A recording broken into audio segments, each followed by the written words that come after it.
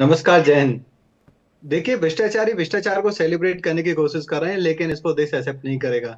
भ्रष्टाचारी जेल से सरकार चलाने के लिए जन समर्थन मांगने की कोशिश कर रहे हैं, लेकिन इसको देश एक्सेप्ट नहीं करेगा। अब ये कहते हैं यूएन ने कहा है, जर्मन ने कहा है, अमेरिका ने कहा है।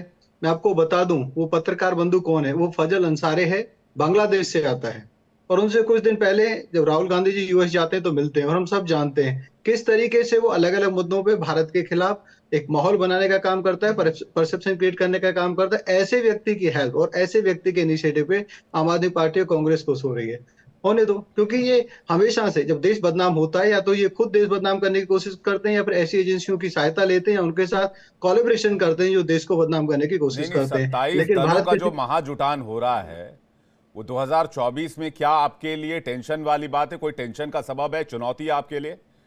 क्योंकि इससे पहले चुनौती हेमंत सोरेन जी की गिरफ्तारी और अरविंद केजरीवाल जी की गिरफ्तारी के पहले विपक्ष में कई मुद्दों को लेकर मतभेद था, चाहे वो क्षेत्रीय दलों में सीटों को लेकर हो, या फिर लीडरशिप को लेकर हो, या फिर सीट बंटवारे को लेकर हो।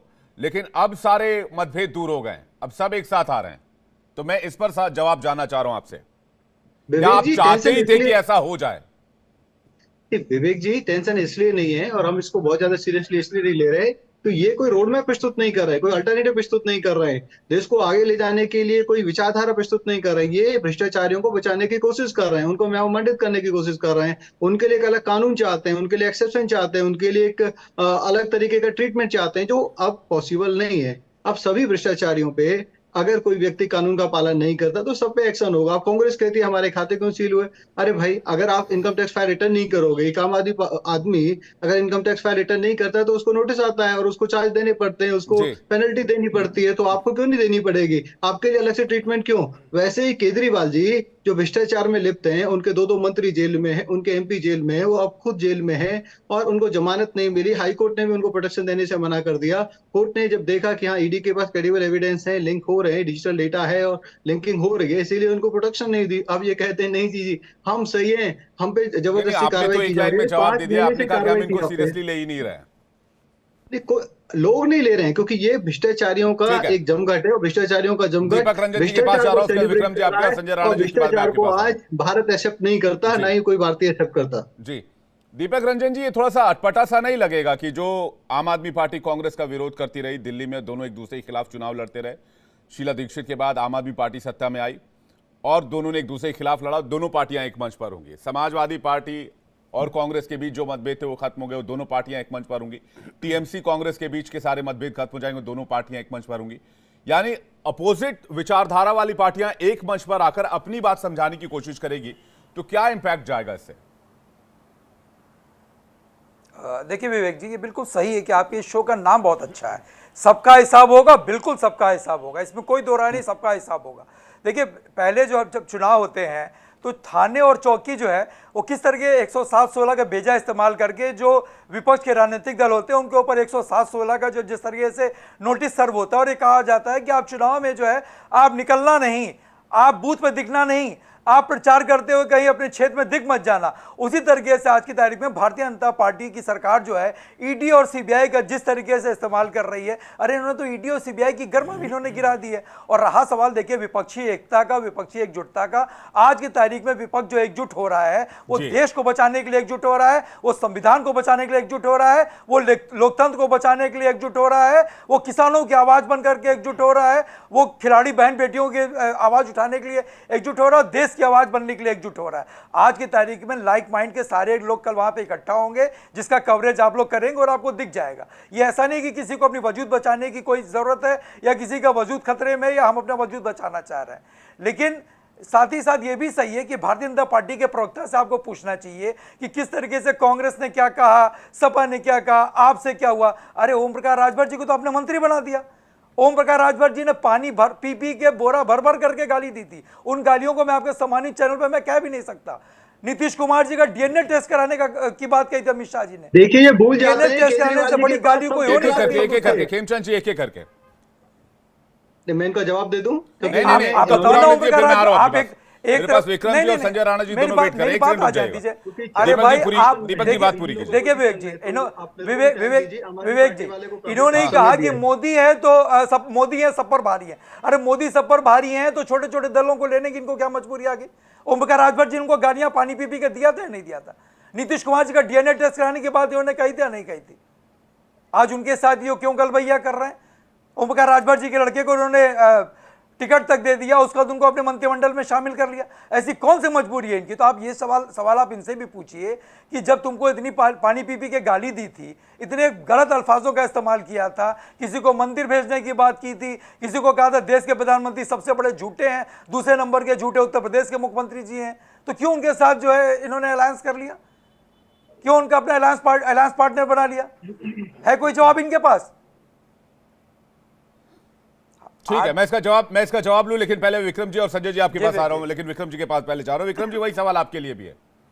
आप और आम आदमी पार्टी एक मंच पर मोदी के विरोध में, मोदी सरकार के विरोध में जब रहेंगे, दिल्ली की जनता के सामने, दिल्ली के लोगों के सामने, तो क्या आप कंफर्टेबल फील करेंगे?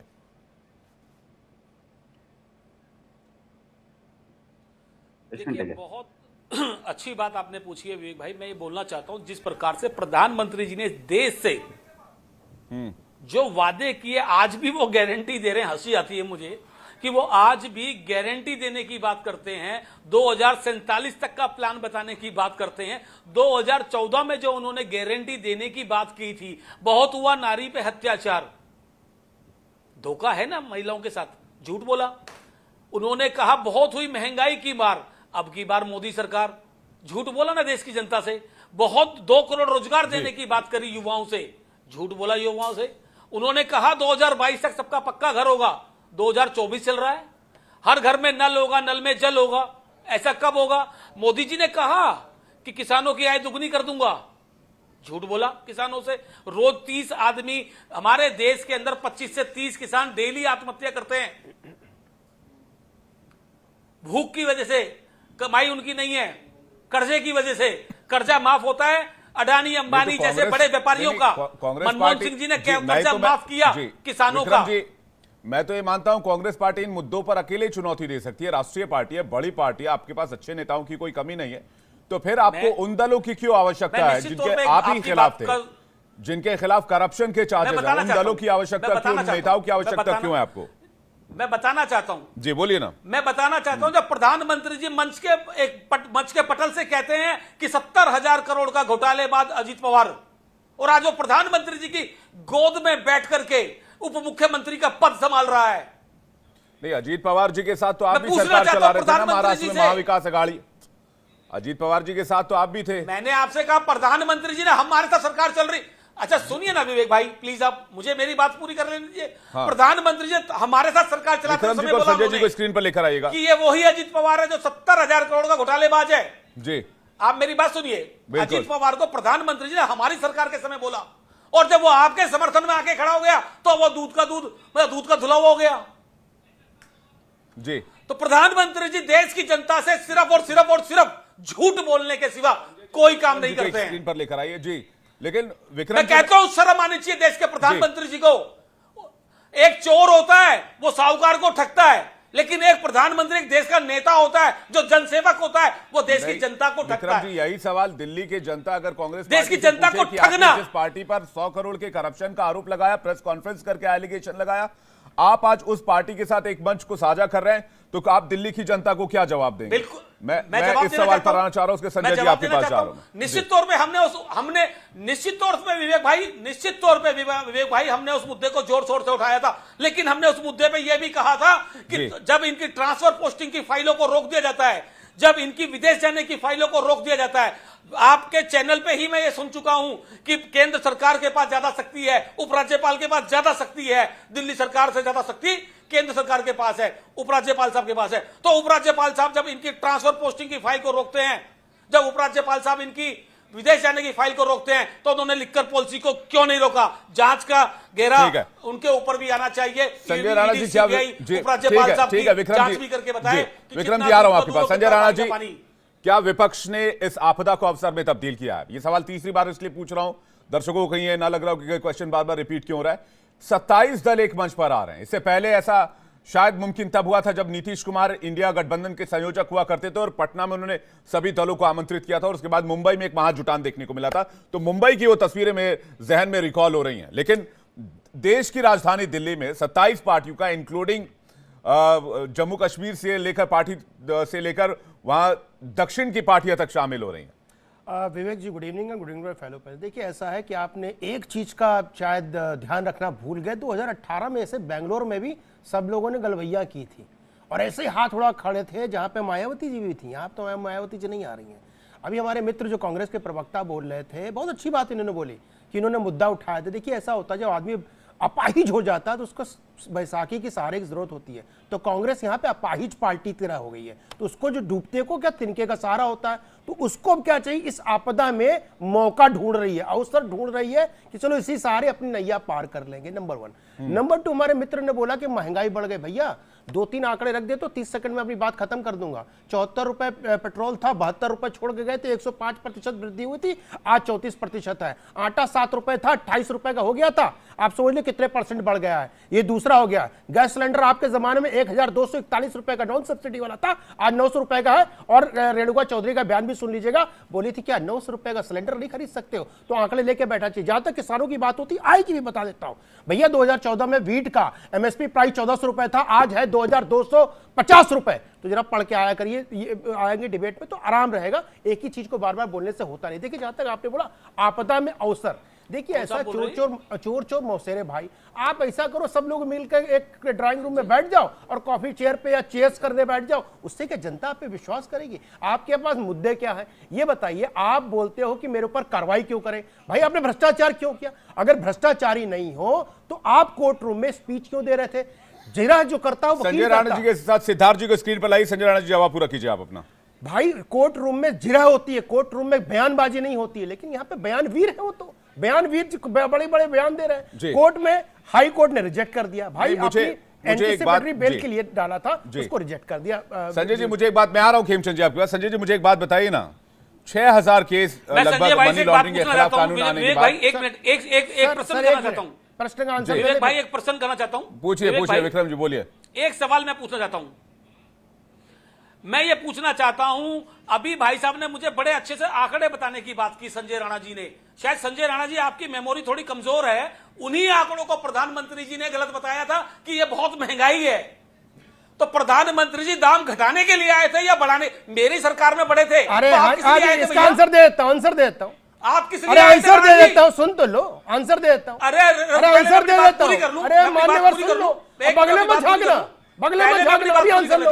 72,000 रुपए थी पर कैपिटा इनकम। अरे 72,000 रुपए थी पर कैपिटा इनकम, आज 1,82,000 रुपए पर कैपिटा इनकम, डबल है।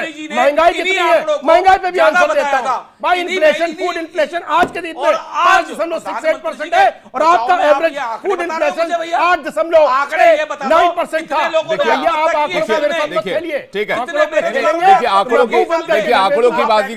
की बाजीगरी, हमारा बहुत। देखिए संजय जी, विक्रम जी, देखिए संजय जी, विक्रम जी, सुनिए ना, आप दोनों प्रबुद्ध हैं, आप दोनों बुद्धिजीवी हैं। सुनिए ना मेरी बात, संजय सुनिए ना मेरी बात। महंगाई संजय जी सुनिए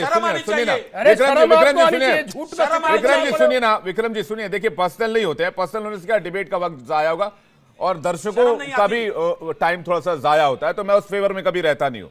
मैं ये जानना चाह रहा था, बीजेपी के प्रवक्ता खेमचंद जी हैं, संजय राणा जी हैं जो राजनीतिक विश्लेषक है, मैं ये जानना चाह रहा हूं, 6000 लगभग केस दर्ज किए गए हैं जब से मनी लॉन्ड्रिंग के खिलाफ कानून आया है। 24 मामलों में कन्विक्शन हुआ है, 25 मामलों में ट्रायल पूरा हुआ है।